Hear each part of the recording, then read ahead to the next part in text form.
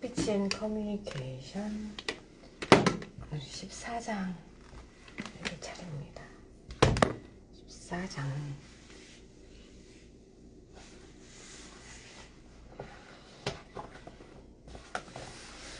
확실히 해가 길어진 것 같아요. 자, 오늘은 14장 방송 인터뷰를 할 일이 있을까 싶지만 한번 알아두면 좋겠죠? 방송 인터뷰란 인터뷰 시 주의사항, 질문 요령, 답변 요령, 인터뷰 실습. 페이지 214 214 인터뷰란 라틴어에서 유래한 인터와 뷰의 합성어로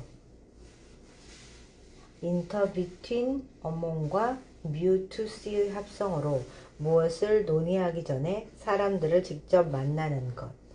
기자의 활동이나 의견이 기사의 대상이 되는 인물과의 만남을 의미한다.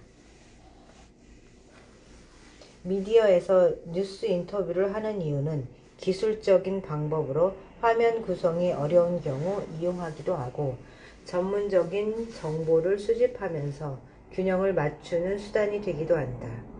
그 밖에도 각종 교양 프로그램과 연예 프로그램에서는 게스트들이 답변을 통해 시청자들의 궁금증을 해소하고 게스트의 생각과 삶에 대해 알아봄으로써 흥미와 재미를 더하는 작용을 한다. 이렇듯 인터뷰는 취재와 TV 프로그램을 위해 필요한 하나의 화면 구성 요소의 하나로 이용되어 왔다면 이제는 뉴 미디어가 발달하면서 일반인이나 네티즌들도 인터뷰를 하고 수집된 정보를 개인의 SNS나 블로그에 게재하고 있다. 이제는 인터뷰어와 인터뷰이가 따로 존재하지 않으며 누구나 답변을 하는 대상이 되고 때로는 질문을 할 수 있는 주체자가 되기도 한다. 인터뷰는 쉽게 말해 질문하기와 답변하기로 구성된 스피치의 유형이다. 그러나 단순한 질문과 답변으로 이루어진 형식적인 주고받는 행위를 넘어선다. 한 사람과 사람이 만나 교감을 이루고 이야기를 나누는 의미 있는 성격의 상호작용이기 때문에 그 의미를 알고 활용해야 한다. 국가대표 축구선수들의 방송 인터뷰에 대한 연구에서는 스포츠 스타들이 방송 인터뷰를 통해 자신을 어필하는 방법을 터득할 수 있고 좋은 이미지를 전달하는 도움이 된다고 밝혔다. 회사에서는 홍보의 수단이나 위기 대응의 방법으로 이용할 수 있고 창업가나 사업의 경우는 회사의 비전과 제품에 대한 정보, 홍보를 위한 중요한 역할이 될 수 있다. 인터뷰 시 주의사항. 마이크 사용법. 스탠드 마이크. 몸의 자세가 관건. 마이크의 형태가 다르고 주의해야 할 점도 다르다. 첫 번째, 스튜디오에 고정 형태로 되어 있는 마이크인데 마이크가 고정되어 있어서 몸의 자세가 중요하다. 몸이 흔들거리거나 말하는 도중 방향을 갑자기 틀면 목소리의 변화가 크기 때문에 주의해야 한다. 야외 인터뷰 마이크. 고개의 움직임이 관건. 두 번째, 무선 핀 마이크의 경우 야외 현장에서의 인터뷰를 할 때 주로 쓰이는데 옷에 착용을 하기 때문에 얼굴과 가까이 고정되어 있다. 고개를 옆으로 돌려서 말하면 마이크와의 거리가 갑자기 멀어지기 때문에 주의해야 한다. 이때는 몸과 함께 돌려 최대한 마이크와의 거리를 유지하며 옷깃이 움직이거나 작은 움직임에도 부스럭거리는 소음이 들어가기 때문에 주의하자. 휴대용 마이크. 손의 위치가 관건. 휴대용 마이크는 손 모양에 따라 그 느낌이 많이 다르다. 보통 노래방에서 마이크를 잡듯이 기교를 부리지 않고 단정하게 기교를 부리지 않고 단정하게 손을 모아서 잡는 것이 좋다. 마이크는 코 라인에 맞춰 일직선이 되게 해주고, 코 라인에 맞춰? 코를 아래로 쭉 뺐다고 생각해서 일직선이 되게 해주고, 마이크의 머리 부분은 아랫입술 약간 아래에 있는 것이 좋으며, 마이크가 흔들리지 않도록 팔을 몸에 밀착시키고 안정감 있게 말하도록 해야 한다. 여기선 이렇게 말씀하시는데요. 그 강연하시는 분들은 팔을 몸에 밀착시키지 않고 이게 겨드랑이를 떼라고 얘기를 하는 걸 들었어요. 명 강연자께서. 근데 여기는 공적 말하기라서 흔들리지 않도록 잘 밀착시키고 안정감 있게 말하는 게 중요한 것 같습니다. 카메라 보는 법. 카메라의 시선 처리는 누구를 향해 말하고 있느냐에 따라 달라진다. 시청자들을 향해 직접 내가 말하는 경우라면 카메라를 보며 말하고, 그렇지 않은 경우는 카메라를 의식하지 않고 인터뷰어를 보며 말하면 된다. 때로는 두 가지를 적절하게 섞어서 말하는 경우도 있다. TV 프로그램 토크쇼의 경우는 질문자와 답변자만 있는 것이 아니라 방청객도 있고 시청자의 눈을 대신하는 카메라도 있기 때문에 말의 내용에 따라 시선을 다양하게 두는 경우가 많다. 이때 자신도 모르게 눈을 너무 자주 깜빡인다거나, 저예요. 눈동자가 불안정하게 움직일 수 있다. 눈을 엄청 깜빡이더라고요. 카메라 테스트를 한번 한 적이 있었는데 눈을 엄청 깜빡거려서 저도 놀랐어요. 이렇게나 많이 깜빡거리는구나. 긴장하고 있기 때문에. 이처럼 시선 처리가 불안하면 평소에 훈련을 해두는 것이 좋다. 인터뷰어는 인터뷰이의 전체적인 이미지나 카메라를 잘 받는 위치 등을 센스 있게 알아차리고 되도록 좋은 이미지로 부각될 수 있도록 도와주어야 할 것이다. 다음, 약속과 신뢰. 인터뷰는 사람과 사람 사이의 관계를 바탕으로 이루어지는 소통의 유형이라 할 수 있다. 만남에 대한 약속을 잘 지키고 무례하거나 서로를 어색하게 만드는 질문과 답변은 유의해야 한다. 또 고정관념을 버리고 임해야 상대의 마음을 열 수 있다.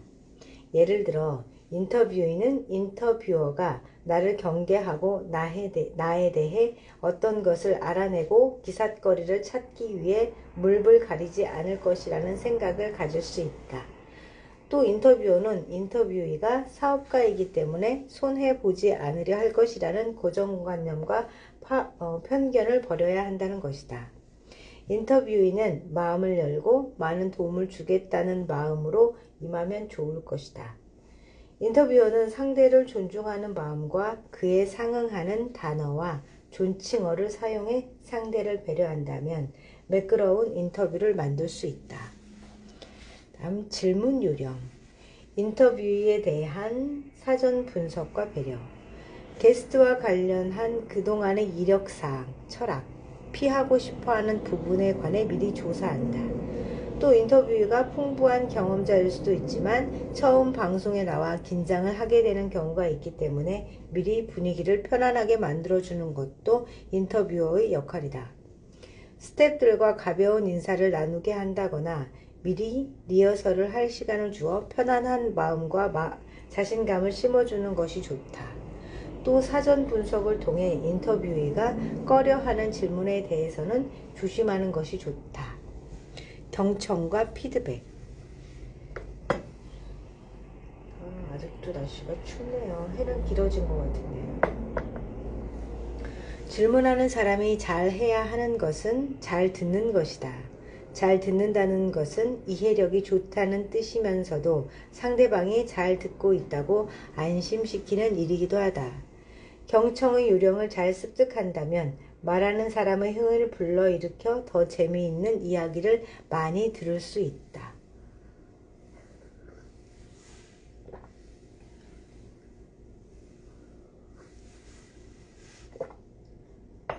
스스로 이런 말을 하면 좀 그렇긴 하지만 저는 경청을 잘 하는 편인 것 같아요. 너무 감정까지 이입해서 그게 좀 문제긴 한데요. 아무튼 저는 듣기를 잘 하는 편이에요.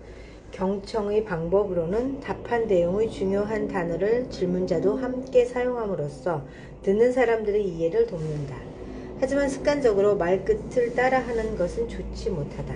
예를 들어 땡땡땡 점이 가장 큰 효과겠지요 라는 답변 뒤에는 가장 큰 효과군요 또는 좋은 방법입니다 라는 말이 끝나고 질문하기 전 좋은 방법이군요. 그렇다면 이라고 형식적인 말을 반복해 이어나가는 것은 경청의 기술이라고 볼 수 없다. 하나의 버릇에 가깝기 때문에 의미 없는 반복적인 말들을 하고 있지 않은지 주의하자. 또 경청의 방법 중에 한 가지는 고개를 끄덕이는 것인데 인터뷰어가 상대의 말을 주의 깊게 듣지 않고 고개만 반복적으로 끄덕이는 경우가 있다. 게다가 답변하는 사람을 보는 것이 아니라 다음 질문만 준비하는 모습을 보인다면 오히려 인터뷰어의 신뢰감이 떨어질 수 있으니 주의하자. 그런 거 가끔 보이더라고요. 그러니까 자기 역할에만 충실한 거죠. 듣기를 하는 것이 아니라 그런 경우가 종종 목격되는 것 같아요. 방송을 보면서도. 요령 있게 질문하라. 질문의 유형에는 크게 선택형 질문과 오픈형 질문이 있다. 선택형은 이것이 좋은가요? 저것이 좋은가요? 의 유형이다. 많은 이야기를 들어야 하는 인터뷰에서는 예 혹은 아니요 라는 답변이 나오는 질문 유형을 피하는 것이 좋다. 이런 질문이 반복되면 인터뷰어의 질문의 양만 많아질 뿐 양질의 스토리를 얻어내기 어렵다. 예를 들어 좋으세요? 라는 질문을 하면 좋다, 좋지 않다, 잘 모르겠다 라는 답변이 나올 수 있지만 어떠세요? 라는 질문을 하게 된다면 다양한 답변이 나올 수 있다는 것이다. 하지만 선택형 질문이 꼭 나쁜 것만은 아니다. 소극적인 상대에게는 어느 정도 선택을 할 수 있도록 기준을 잡아주는 역할을 하므로 평소에는 적절하게 사용한다면 긍정적인 효과를 볼 수 있다. 글을 눈으로 따라가다가 갑자기 길을 잃을 때가 있어요. 그럴 때 없으신가요? 그럴 때가 종종 있는 것 같아요. 오픈형 질문은 전문가가 말하기를 좋아하는 사람에게 적합한 질문인데 많은 이야기를 할 수 있도록 답변의 문을 활짝 열어두는 것이다. 어떻게 하면 좋을까요? 라고 묻는다면 전문가적인 견해에서 혹은 자기 생각의 기준대로 다양하고 깊은 이야기를 이끌어낼 수 있다. 주제를 이끌어가라.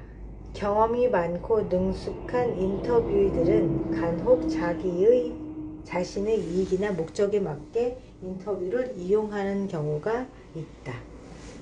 특히 정치적이거나 비즈니스적인 성격이 강해지면 인터뷰의 목적에 벗어날 수 있기 때문에 수위 조절과 주제에 대한 흐름을 잡아가는 역할을 인터뷰어가 해주어야 한다. 답변 요령. 의도를 파악하라. 의도를 파악하는 데 가장 쉬운 방법은 인터뷰 질문서를 미리 받아보는 것이다. 아니면 어떤 방향으로 인터뷰를 진행하는지 인터뷰어에게 물어보아야 할 것이다. 질문서를 받은 후는 관련된 답변을 사전에 생각해 두는 것이 좋다. 결론부터 간단하고 명확하게 답한다. TV 인터뷰도 면접과 같이 흐름을 잃어서는 안 된다. 즉, 질문의 의도가 무엇인지 파악했다면 이야기가 끝날 때까지 그 흐름의 맥이 이어져야 한다. 그래서 답변이 삼천포로 빠지는 것을 방지하기 위해 결론부터 말하는 두 갈씩을 선택해야 한다. TV 인터뷰에서도 긴장이 되거나 익숙하지 않은 상태라면 결론을 먼저 말해서 뒷이야기가 조금 미약하더라도 그 뜻이나 의도가 분명히 전달될 수 있도록 해야 할 것이다. 이야기는 장황하지 않게 핵심만 말하는 것이 좋다. 예능 인터뷰의 경우는 논리적인 대답도 중요하지만 이야기의 포인트를 살리면서도 재미를 줄 수 있는 요소를 생각해 보는 것도 좋을 것이다.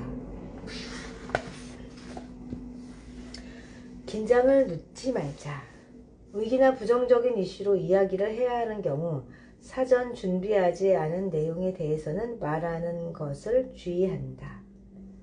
인터뷰어는 인터뷰의 전문가이기 때문에 심리적으로 마음을 편하게 해 듣고 싶은 이야기를 끌어내거나 자극을 주어 순간적인 실수를 유도할 수도 있기 때문이다.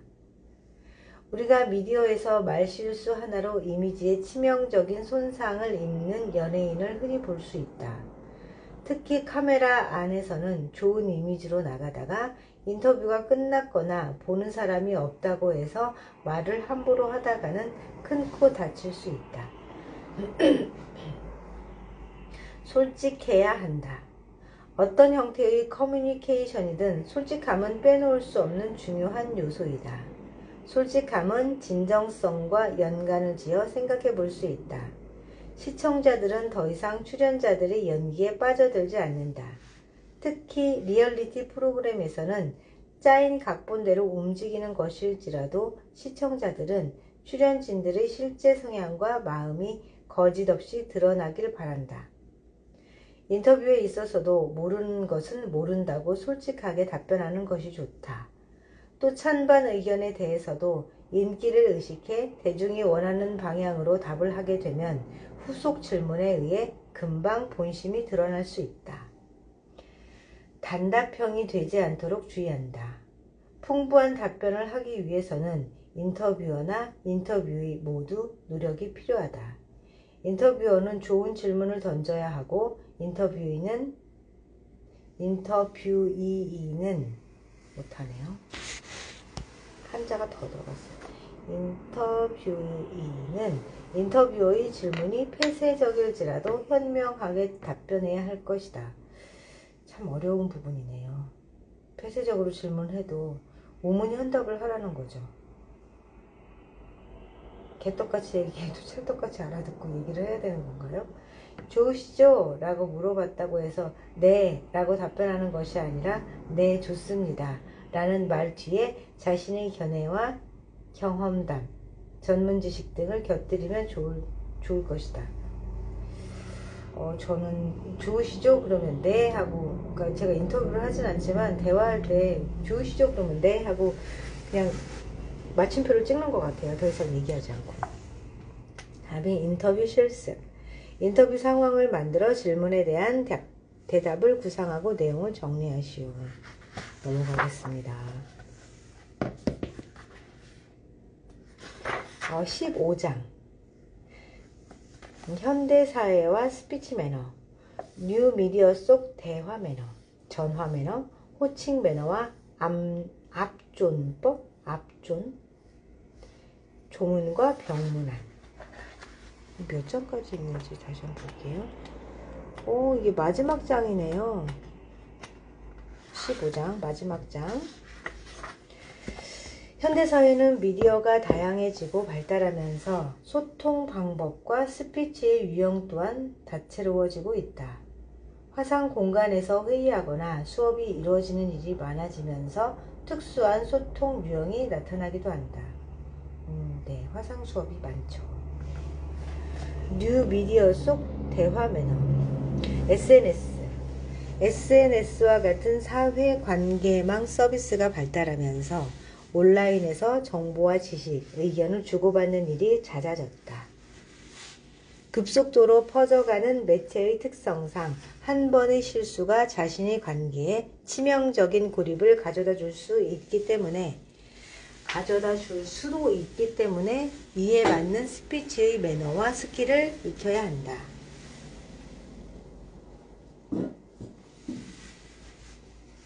SNS 대화의 특징은 입말이 즉각적으로 글말로 전환되어 문자의 형태로 전달된다. 문법적으로 정확하지 않거나 표준어가 아닌 구어체가 SNS라는 플랫폼을 통해서 다시 문어체로 만들어지는데, 최근 SNS를 통한 대화체는 세대별로 개성있고 독특한 언어를 만들어내고 있다. 가장 대표적인 특징 중 하나는 소리나는 그대로 문자를 입력하는 것인데, 예를 들면 좋아, 싫어처럼 연철 표기가 많다. 연철 표기, 전문 용어 같은데요. 또 의성어나 의태어는 흐흐흐, 크크크처럼 히읗 히읗 히읗, 키읔 키읔 키읔처럼 간단하게 표현되며 초성만으로도 누구나 알 수 있는 SNS 언어가 되었다. 응, 그래 라는 긍정적 의미는 이응이응으로 통용되고 있다. 저는 이제 글씨를 잘 이렇게 모음 탈락하지 않고 쓰거든요. 그랬더니 저희 딸이 그러더라고요. 그래요. 요즘 누가 그렇게 써? 정말 노인네 같아 라는 말을 하더라고요. 근데 저희 둘째 아이 같은 경우는 제가 이응이응을 했더니 어머니 너무 낯설어요. 이런 건 저희들이나 쓰는 거예요 라는 또 반응이 보이기도 하더라고요. 그리고 애교 섞인 말투나 친근함을 표현하기 위해 이음과 미음을 덧붙이는 경우도 많은데 좋아질 거양, 괜찮아질 거얌 등의 말투도 빈번하게 나타나고 있다. 저는 이제 너무 딱딱하다 그래서 저도 감사합니다 이렇게 보낼 때가 종종 있습니다. 그러나 SNS상에서는 이응이나 미음의 사용이 오히려 친절한 이미지를 만들 수도 있고 부드러운 느낌의 대화를 만들기도 한다. 특히 거절의 단어일 경우에는 단어 그대로 표기하는 것보다 죄송합니다 이런 거가 바쁘죠. 미음을 사용해 말투에 변화를 주게 되면 좀 더 우호적인 분위기에서 대화를 끝낼 수도 있다. 게다가 SNS의 대화는 오프라인에서의 대화와는 다르게 표정이나 말투, 억양으로 감정의 변화를 나타낼 수 없다. 그래서 이를 대신할 의성어와 의태어를 많이 사용하는 특징이 있다.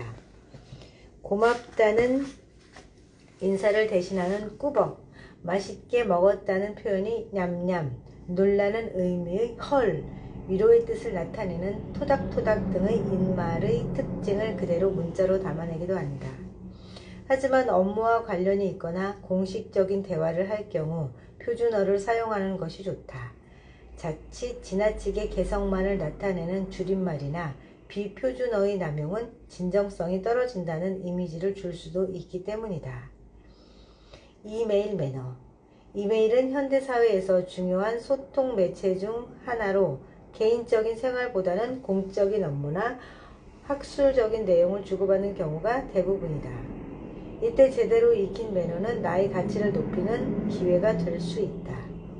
전 세계 이메일 사용자 수는 14억 명, 1년에 약 90조 건, 1초에 300여만 건의 메일을 주고받는다고 하니 이메일 매너는 선택이 아닌 필수일 것이다. 메일이 너무 넘쳐서 이것도 말하자면 에너지를 낭비하는 거라고 하잖아요. 그 메일을 보존하기 위해서 전력량을 많이 쓰나 봐요. 제목의 내용을 담아라. 쏟아지는 메일을 쌓이게 되면 중요한 메일을 놓치는 경우가 생기기도 하고 추후 다시 자료를 확인해야 하는 경우가 있다. 이때 메일의 제목으로 검색을 하는 경우가 생긴다. 그런데 찾아도 나오지 않는다면 대부분 메일 제목이 내용을 함축하지 못하고 있는 경우다. 메일 제목을 내용의 핵심 정보가 노출될 수 있도록 해야 한다. 중요한 사항이라면 긴급이라는 단어를 쓰거나 2차 회의 관련 내용, 제안서 첨부 등의 머리말을 달아주면 메일을 주고받는 사람 모두 편하다. 처음 메일을 주고받을 때는 안녕하세요 땡땡땡입니다 라고 제목을 쓰는 경우도 있지만 비즈니스 내용을 담을 예정이라면 그에 맞는 제목을 달아주어야 한다. 이것만은 피하자. 메일을 주고받는 동안 답장을 클릭하면 제목에 RE 안녕하세요 제안서 첨부합니다 라고 제목에 RE가 달려온다. 업무를 처리하다 보면 여러 차례 메일이 오갈 수 있는데 답장만 클릭하게 되면 메일을 받는 상대는 무슨 내용인지 제목을 보면서 판단하기 어렵다. 또 시간이 지나 관련 내용을 다시 찾아볼 경우 일일이 다 열어봐야 하는 번거로움이 있어 꼭 필요한 경우에 사용하도록 하자. 때로는 성의 없어 보일 수 있다. 맞춤법을 확인하자. 어려운 단어나 헷갈리는 단어는 우리말이라 할지라도 자주 틀리곤 한다. 하지만 메일은 한 번 보내면 다시 수정할 수 없으므로 다 작성한 후 한 번쯤 확인해보자. 오타가 지속되면 습관이 되기 때문에 꼼꼼히 확인하는 자세가 필요하다. 기분 좋은 인사와 함께. 메일의 첫 인사는 너무 가볍지 않으면서도 친근하게 다가가면 좋다. 월요일에 보내는 메일이라면 안녕하세요. 주말은 잘 보내셨습니까? 라든지 날씨 이야기 혹은 업무상 공감할 수 있는 내용으로 시작하면 딱딱한 내용도 한결 부드러워질 수 있다. 또 본문 내용이 끝날 때도 정중한 인사와 함께 마무리 짓는다. 단 짧은 시간 간격으로 메일을 자주 주고받거나 급하게 메일을 주고받는 경우라면 인사는 생략하는 것이 오히려 매너가 될 수 있다는 점을 알아두자. 내용은 되도록 작성하자. 뭘까요? 첨부 파일을 받을 때 제목과 첨부 파일만 있고 내용이 없다면 본문 내용이 없다면 무슨 생각이 들겠는가? 성의가 없다는 생각이 들거나 나에 대한 무관심으로 서운해질 수 있다. 간단한 인사나 짧은 말 한마디라도 담아보자.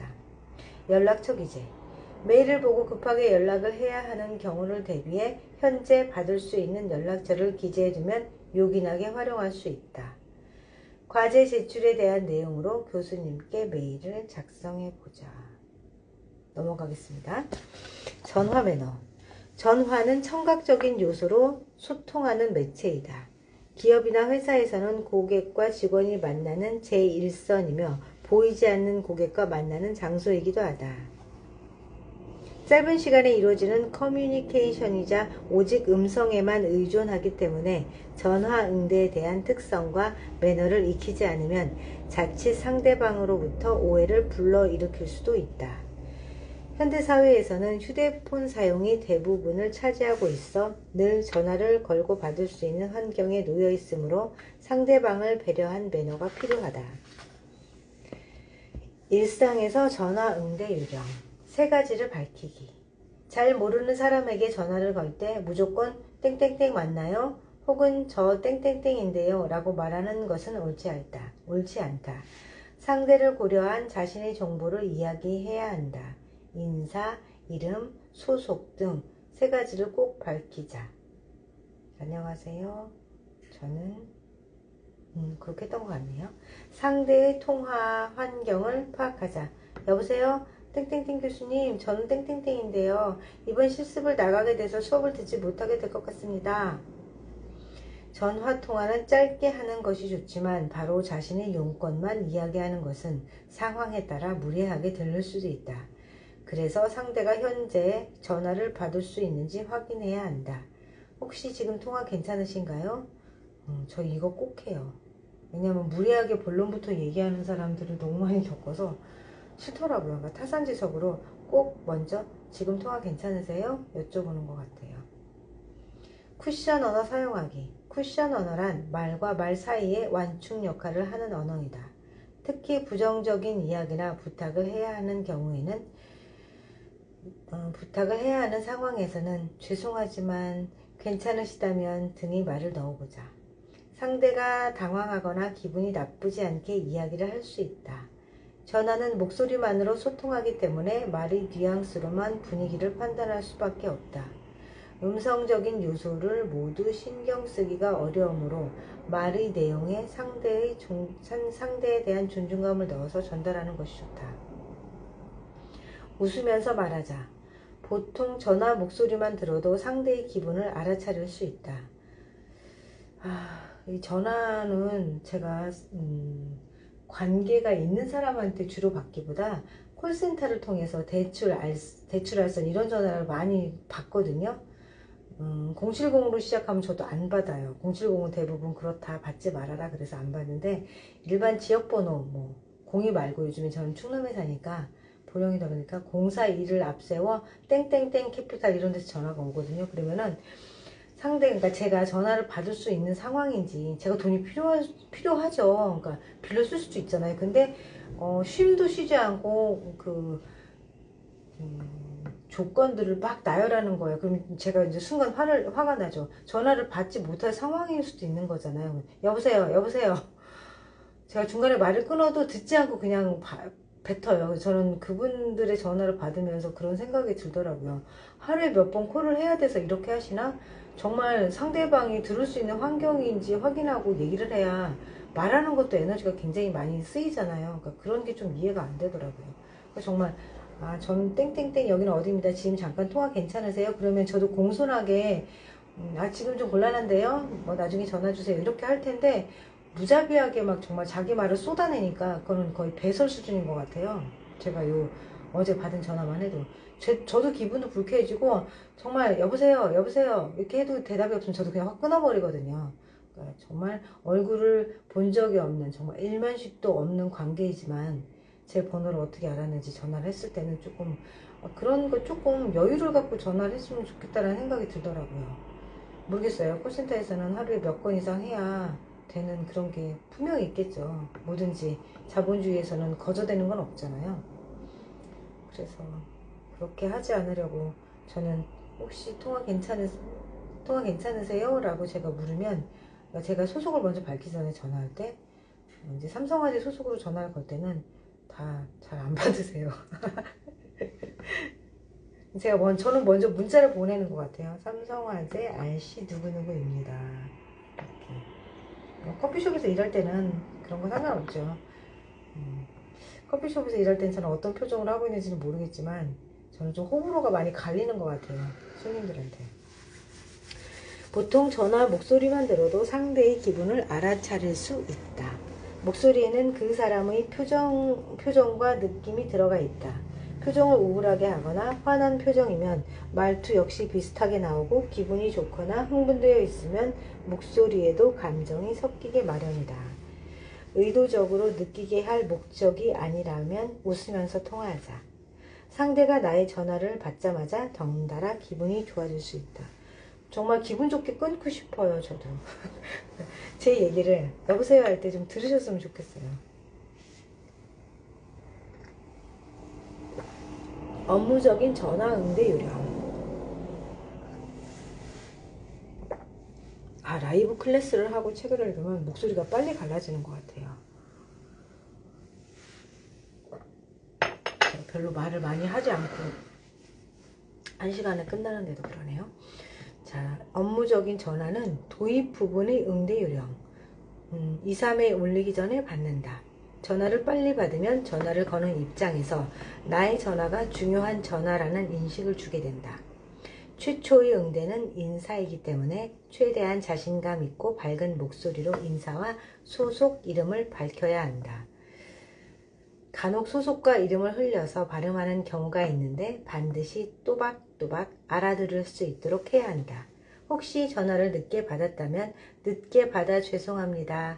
기다리시게 해서 죄송합니다. 라는 말을 덧붙이는 것이 좋다.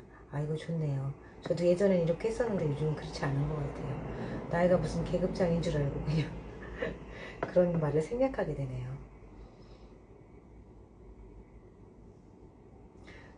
여기에 최대한 자신감 있고 밝은 목소리로, 그러니까 우리가 지금 스피치 책을 읽어서 하는 얘기가 아니라 목소리를 몇 개 가지고 살잖아요. 그러니까 전화 받을 때 저도 약간 톤을 업 시키거든요. 그러면 그러죠. 옆에서 이제 저희 가족들이 듣다가 가식이야 가식. 저희 배우자가 특히 그런 말을 해요. 토 나올 것 같아. 왜 이렇게 막 그렇게 하냐는 식으로 나한테 좀 그래봐, 그런 얘기를 많이 하더라고요. 그러니까 집에서 대화할 때 그 대화의 톤, 그리고 저 같은 경우는 이제 고객님께 전화할 때 톤은 약간 업시키죠. 왜냐면 그 처지는 목소리 들으면 얘기하고 싶지 않잖아요. 그런 것 같아요. 집에서만 조금 무방비 상태로 그냥 목소리 톤이 깔리는 것 같아요. 별로 다정하지도 않고. 안내. 담당자를 연결해야 하는 경우, 상대방이 담당자를 찾는 경우 잠시만요 라고 말하기보다는 땡땡씨 말씀이신가요? 곧 연결해 드리겠습니다. 혹은 잠시만 기다려 주십시오. 곧 연결해 드리겠습니다. 덧붙여 연결 중에 끊어지면 땡땡땡 번호로 하시면 됩니다. 등 추후에 있을지 모르는 상황에 대한 대비 멘트도 해주면 좋다. 이거는 콜센터에 전화하면 많이 이렇게 하는 것 같아요. 연결 중 통화가 끊어지면 땡땡땡 번호를 하시면 됩니다. 이렇게. 만약 담당자가 통화 중이라면 죄송합니다만 땡땡씨가 통화 중인데요. 메모를 남겨드릴까요? 아니면 잠시 기다려 주시겠습니까? 라고 선택을 하게 도와주는 방법이 있다. 만약 언제 끝날지 모르는 상황이라면 죄송합니다만 현재 통화 중인데요. 메모를 남겨주시면 곧 전화드리도록 하겠습니다. 라고 안내해야 한다. 부재 중이어도 마찬가지다. 죄송합니다만 잠시 자리를 비웠습니다. 메모 남겨주시면 바로 연락드리도록 하겠습니다. 라고 한다. 제가 어느 학교에다가 이제 증명서 때문에 전화를 했어요. 그랬더니 자기가 잘 모르겠으니까 메모 남겨드릴게요 했거든요. 근데 지금 2달이 지난 것 같아요. 저도 잊어버리고 급한 서류가 아니라서 잊어버리고 있었는데 지금 이 전화 얘기를 하니까 생각이 나네요. 어머나 2달이 넘었어요. 네, 메모 남겨드리고 전화 드리도록 하겠습니다 했거든요. 안 남겼나봐요. 다시 전화해봐야 되겠네요. 땡땡땡 대학교인데 너무 업무 처리가 그러네요. 메모를 해야 하는 경우, 통화를 하면서 예약 상황이나 전화번호를 남겨야 하는 경우 혹은 관련 업무에 대해 전달할 일이 있다면 메모를 하는 요령을 알아두어야 한다. 이름은 네 이영자 회장님이신가요? 라고 다시 한번 확인한다. 전화번호 역시 한자 한자 확인해가며 메모해야 한다. 이후 땡땡땡님께 꼭 전해드리도록 하겠습니다. 저는 땡땡땡입니다. 라고 자신을 밝히면서 상대에게 신뢰를 주는 것도 좋다. 잘 모르는 업무에 대한 전화를 받은 경우, 간혹 문의 전화를 하다 보면 전화를 받은 직원이 관련 업무 담당자를 연결해 주겠다며 이리저리 전화를 돌리는 경우가 있죠. 이때 하던 말을 반복해야 하기 때문에 짜증이 나더라고요. 이때 하던 말을 반복해야 하기 때문에 불만이 생기는 경우가 있다. 전화를 담당자에게 연결할 때는 내용에 대해 해당 담당자에게 간단히 넘겨주는 것이 좋다. 그리고 저는 담당자가 아니라서 잘 모르는데요 라든지 담당자 연결해 드릴게요 라고 차갑게 대하는 것은 옳지 못하다. 이런 경우 많더라고요. 담당자 연결해 드릴게요. 말을 탁 자르죠. 배우지 못했군요. 전화해주를. 이럴 때는 쿠션 언어를 사용해 죄송합니다. 여기는 땡땡땡 부서라서 자세히 말씀드리기 어렵습니다. 관련한 담당 부서를 연결해 드려도 될까요? 라고 말하는 것이 좋다. 그런데 이제 콜센터에 만약 근무를 하신다면 하루 종일 이제 연결해야 되잖아요. 그러니까 아침에는 텐션이 올라와서 이렇게 공손하게 할 수 있겠지만 하루 종일 같은 멘트를 녹음기처럼 반복한다면 계속 친절하기는 어려울 것 같아요. 마무리는 늘 더 궁금한 점이 없나, 더 필요한 것이 없나 상대에게 물어보는 것이다. 더 궁금하신 사항이 있으신가요? 추후 궁금한 점이 있으시면 언제든지 전화 주십시오. 라고 성의껏 말한다. 마무리는 처음처럼 기분 좋고 자신감 있는 목소리로 인사를 한다. 고맙습니다. 즐거운 하루 보내세요. 등의 긍정적인 말로 마무리를 지어 좋은 인상을 남겨보자. 호칭 매너와 압존법. 압존이라는 말을 처음 들어봤어요. 이 단어를. 부모에 대한 호칭. 자신의 부모님을 상대에게 말하거나 직접 부를 때 아버지, 어머니. 상대방의 부모님을 부르거나 배우자의 부모를 부를 때 아버님, 어머님. 상대에게 다른 사람의 부모를 부를 때 부친, 모친. 부부관계 호칭. 부부가 서로를 부를 때 여보, 당신. 정말 안 되더라고요. 어떻게 부르시나요? 여보, 당신 하시나요? 땡땡 엄마, 저도 땡땡 아빠 이렇게 땡땡 아빠 이렇게 부르죠. 여보, 당신. 여보는 왠지 굉장히 노부부가 됐을 때 불러야 될 것 같은 느낌이에요. 남편이 아내를 다른 사람에게 말할 때 아내라고 말하기보다는 마누라, 집사람 이렇게 많이 하지 않나요? 말할 때 아내라고 하진 않았던 것 같아요. 잘 들어봐야 되겠네요. 뭐라고 저를 소개하는지. 다른 사람에게 남편을 말할 때 남편. 전 배우자라는 말을 많이 썼던 것 같아요. 배우자. 저의 배우자는요. 이렇게. 상대방의 남편을 언급할 때 부군께서. 부군 바깥어른. 상대방의 부인을 언급할 때 부인, 사모님. 이거는 그렇게 사모님? 사모님이라고 많이 저도 호칭을 했던 것 같아요. 어우, 이게 어려운 호칭들이 다 나오네요. 되게 좋네. 외삼촌, 외숙, 외숙모, 이모, 이모부, 숙모, 백부, 숙부. 저 백부, 숙부가 참 어려웠어요. 백부, 숙부, 당고모, 당숙. 어렵네요. 자, 어려운 것. 배우자에 대한 호칭.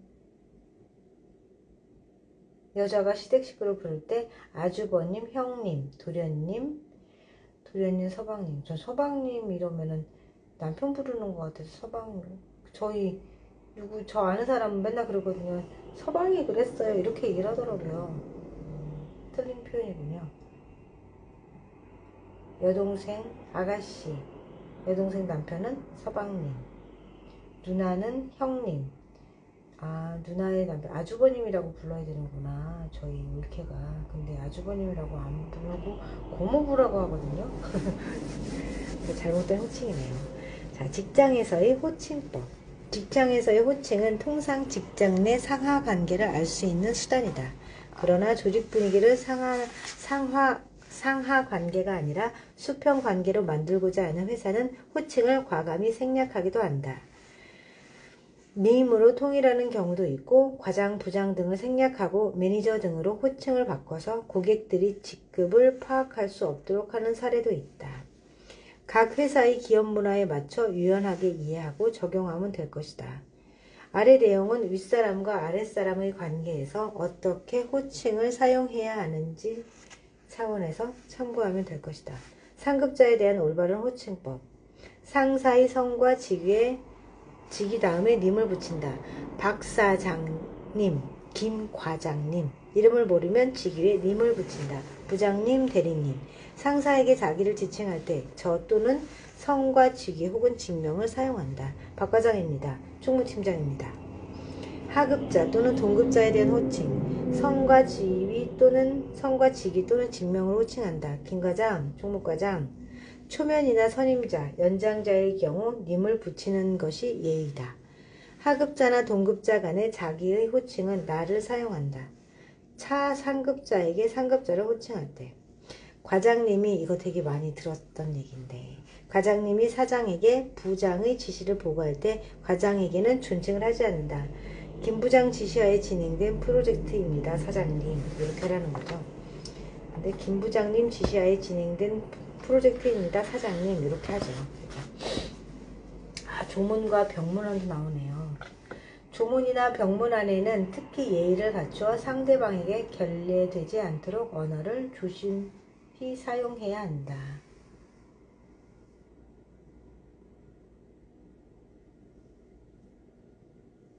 특히 조문은 현대사회에서 가장 중요한 인간관계 관리라는 말이 있다. 슬픔을 함께 나누는 일만큼 관계를 깊어지게 하는 상황도 드물기 때문일 것이다. 이에 따라 관련 예절도 잘 익혀 실수하는 일이 없도록 하자.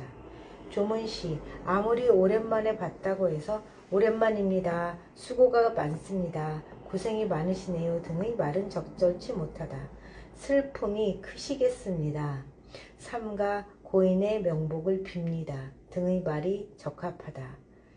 고인의 사망 경위나 사인을 만나자마자 그 자리에서 상세히 묻지 않는 것이 좋으며 반가운 사람을 만나더라도 크게 반기지 않아야 할 것이다.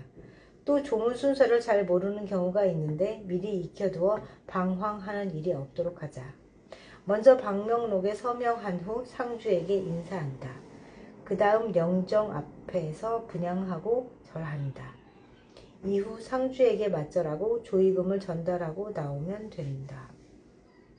근데 조의금을 먼저 넣고 들어갔던 것 같은데요. 아, 절하고 조의금은 나중에 넣는 거군요.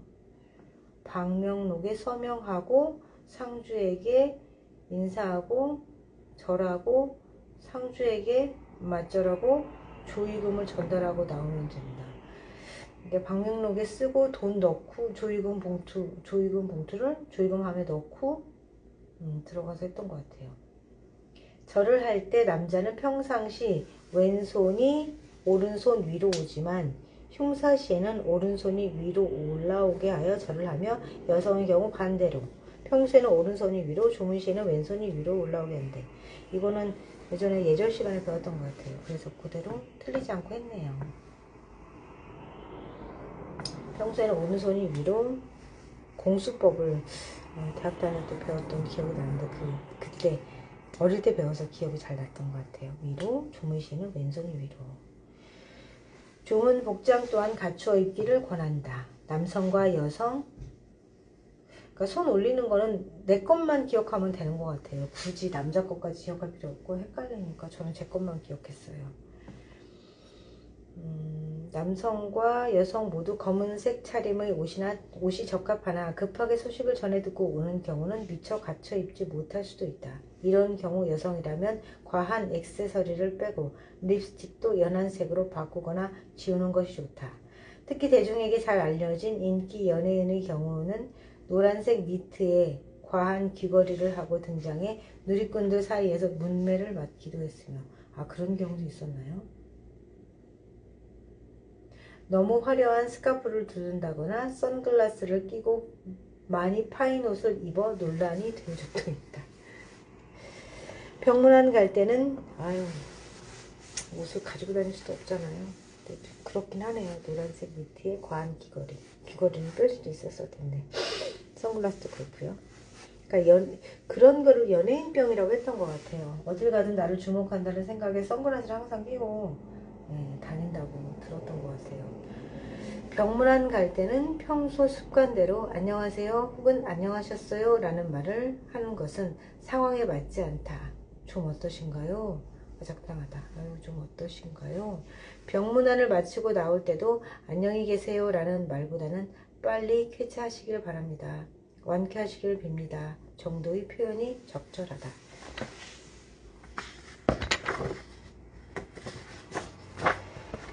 자, 발표 Q&A.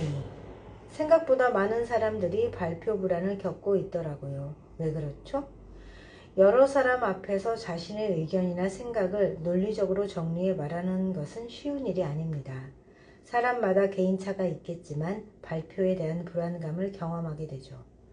우리나라 교육에서는 주로 읽기와 쓰기 교육이 주를 이루고 말하기는 자동으로 익혀지는 것이라 여겨 체계적인 훈련이 부족했다고 볼 수 있습니다. 발표 불안을 겪는 다양한 원인 중에 발표 자체를 어떻게 해야 할지 몰라 불안증이 나타나는 경우 체계적인 트레이닝을 하는 것이 좋습니다. 자기 표현과 발표 상황을 자주 만들고 목소리와 제스처 등 발표에 필요한 연습을 하다 보면 자연스럽게 실력이 향상됩니다. 발표 불안이 조금씩 나아질 수 있겠죠. 실제로 스피치 교육을 받고 나서 불안이 많이 감소된 사례들이 많습니다. 네, 확실히 도움이 됐습니다.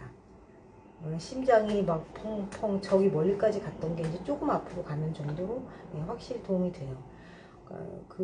저는 극내향형인데요. 그 성격 자체가 바뀌지는 않잖아요. 그냥 경험이 많아지면서 좀 덜 떨린다 정도로 바뀌는 거지, 자신감 있게 한다까지는 못 온 것 같아요. 발표를 기다리는 동안 심장이 뛰고 식은땀까지 나는데 제가 무대 공포증 맞나요? 식은땀까지 날 수 있죠. 네, 흔히들 무대 공포증이라 하는 발표 불안증을 겪고 있네요. 발표 불안증은 공식적인 자리에서 대화를 회피하거나 두려워하는 상태입니다. 자연스럽게 소극적인 태도로 이어지죠. 그리고 신체 반응까지 연결되는데요. 손과 등에 식은땀이 나거나 자세가 뻣뻣해지고 목소리가 떨림은 물론 첫마디를 이야기하는데 머뭇거리게 됩니다. 반대로 속도가 너무 빨라 저예요. 반대로 속도가 너무 빨라 스스로 제어를 하지 못하게 될 때도 있습니다. 이런 증상은 개인마다 차이를 보이는데 눈 맞춤이 불안하다거나 몸을 이리저리 움직이는 모습과 같은 언어적, 비언어적 행동이 나타날 수 있습니다. 저는 발음이 조금 안 좋은 편인데 발표를 할 때 사람들이 제 발음을 지적할까봐 너무 의식돼요. 청중을 의식하다 보면 발표가 긴장되고 떨릴 수밖에 없습니다. 발표 불안은 다수, 즉 대중 앞이라는 상황에서 대중들의 평가가 이루어진다고 생각하는 사회 불안이라고 보는 견해도 있습니다. 적당한 불안은 집중력과 성과를 높일 수 있지만 이 불안이 너무 가중되면 오히려 집중력을 떨어뜨리고 성취를 낮게 할 수 있으니 지나친 의식은 하지 않는 것이 좋겠죠. 발표 불안을 극복하려는 의지가 있다면 이 말을 기억해 보세요. 혜민 스님이 모 방송 프로그램에 나와서 이런 말씀을 하셨습니다. 아이고, 이분이 하신 말씀이에요? 저도 이런 생각이거든요. 사람들은 내가 생각하는 것보다 나에게 관심이 없다. 결국 상대는 아무 생각 없이 바라보는데 나만 상대를 의식하며 살아가는 경우가 있다고 합니다. 나 자신한테 집중을 어제도 저희 아이와 얘기하면서 이런 얘기를 했는데요. 타인을 너무 의식하는 것 같이 보이는 저희 배우자와 너무 의식하지 않는 저 사이에서 얘기를 하는데 그 얘기를 하더라고요. 그전에는 참견도 많이 하고 그랬는데 굳이 그럴 필요가 없다고 느꼈다고 이제 22살 아이가 그렇게 얘기를 했어요. 그래서 제가 그랬죠. 나한테 집중하다 보면 주변의 것들은 우리가 사진 찍을 때 왜 초점을 맞추려고 그 손가락으로 꼭 핸드폰을 누르게 되잖아요. 가운데. 그러면 나머지가 그 블러 처리된다고 하나요? 이렇게 희미해지는 것처럼 나한테 집중하면 별로 그런 것들이 안 보이는 것 같아요. 그렇지만 발표는 그렇지는 않은 것 같던데요. 물렁거리긴 하죠.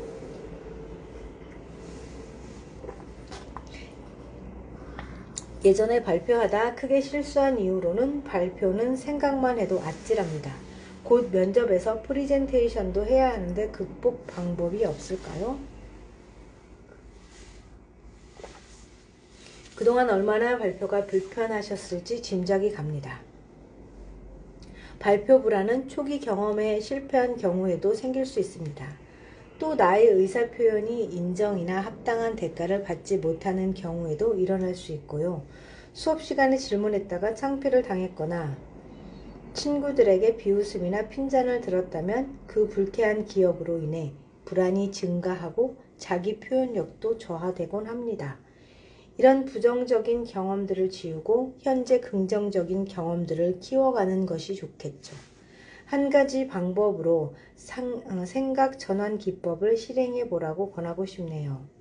우선 비합리적인 생각을 줄이는 거예요. 어디 그게 쉽나요? 비합리적인 생각이란 예를 들어 발표할 때 친구들이나 선생님이 틀렸다고 하면 어떡하지? 그럴 바에 아예 안 하는 게 낫지. 나만 쳐다보면 큰일이야. 실수하면 안 돼. 갑자기 생각이 안 나면 어떡하지? 등의 생각을 말합니다. 이런 생각을 합리적인 생각으로 바꾸어야 하는데요. 발표 전 잠시 눈을 감고 크게 숨을 되내세요. 생각보다 떨리지 않네. 잘할 수 있어. 별거 아니야. 생각이 안 나면 준비한 자료를 보면 되지. 친구들이 응원해 줄 거니까 한번 해보자 라고 생각합니다. 마지막으로 발표가 다 끝나면 자기 강화 메시지를 남깁니다. 잘했어. 전보다 훨씬 나아졌어. 용기를 냈으니 난 해낸 거야 등의 이야기를 스스로에게 남겨주세요. 그렇게 되나요? 잘 안 되던데요. 얼른 도망치기 바쁘죠. 저의 경우는 그랬습니다. 자, 앉아서 말하는 것은 자신이 있는데 앞에만 나가면 제 모습이 아닌 것 같아요. 대중의 크기에 따라서 불안은 크게 나타나는 법입니다. 청중이 많을수록 발표 상황에 압도되어 할 말이 잘 생각이 안 나다가 자연스러운 본인의 모습이 갑자기 어색해지고 말투도 딱딱해지고 그렇죠. 심지어 어떤 학생들은 옷을 발가벗은 것 같다며 하소연할 때도 있습니다. 발표 불안 연구에서는 다양한 원인들을 분석하고 있는데요. 사람들은 발표 위치에 민감한 반응을 보인다고 합니다. 제자리에서 발표할 때는 약간 긴장을 하는 정도이고 친구들이 나를 봐도 불안감을 덜 느낀다는 거죠. 하지만 앞에 나와 있을 때는 완전 노출 상태이기 때문에 불안감이 크다고 합니다. 이런 경우는 그룹을 지어 청중 늘리기 훈련과 발표 자리 바꾸기 훈련을 해봅시다. 청중 늘리기 훈련은 처음엔 2사람이 이야기를 하고 다음은 4사람이 함께 이야기를 하고 다음은 10명이서 이야기를 한 후 마지막으로 전체 앞에서 이야기를 해보는 것입니다. 이어서 발표 자리 바꾸기 훈련은 처음엔 앉아서 이야기하다가 제자리에 서서 이야기를 한 뒤 앞으로 나와서 이야기를 하는 등 점진적으로 상황을 바꾸어 롤플레잉을 하면 좋습니다. 저는 제 단점을 잘 알고 있습니다. 사실 말이 두서가 없긴 해요. 그래도 말하는 것에 대한 두려움은 없는 편인데 발표하려고 하면 너무 긴장이 되더라고요. 또 지적을 받을 것 같고 자신의 단점과 약점에 대한 비판이 두려운 경우군요. 차이가 있겠지만 사람들은 누구나 자신의 약점을 알고 있고 발표 시에는 조금이라도 의식을 할 겁니다.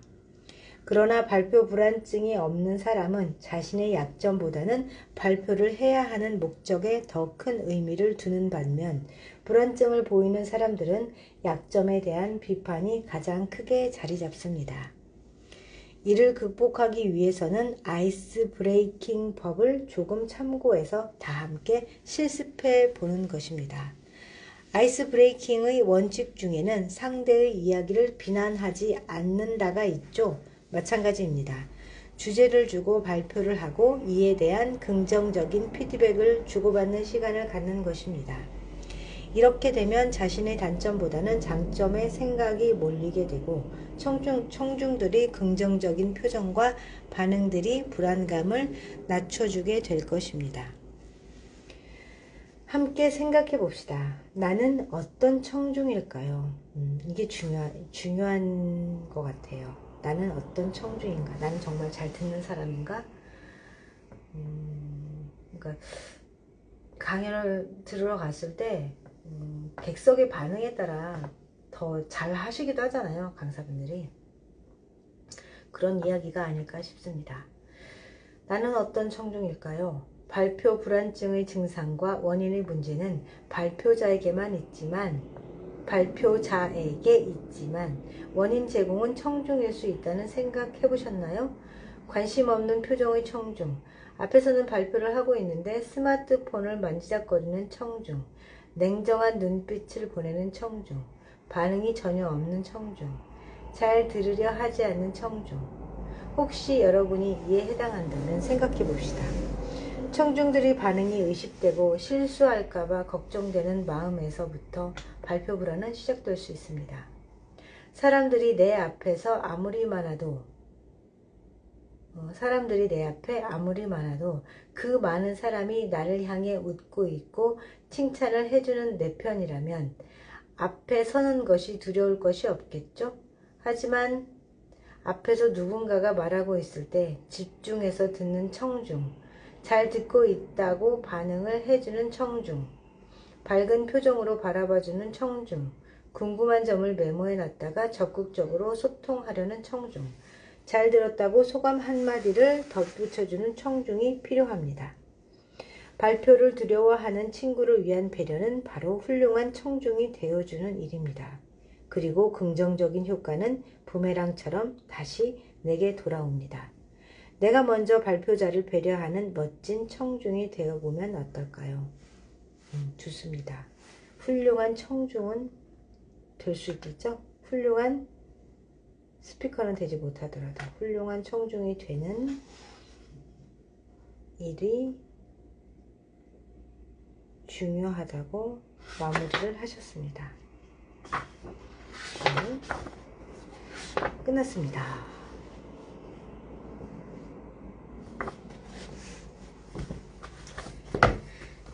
젓가락 챌린지에서 함께 읽는 책 스피치 앤 커뮤니케이션 200페이지가 넘는 분량이지만 그림도 있고 글자가 꽉 차 있는 게 아니라서 괜찮았던 것 같아요.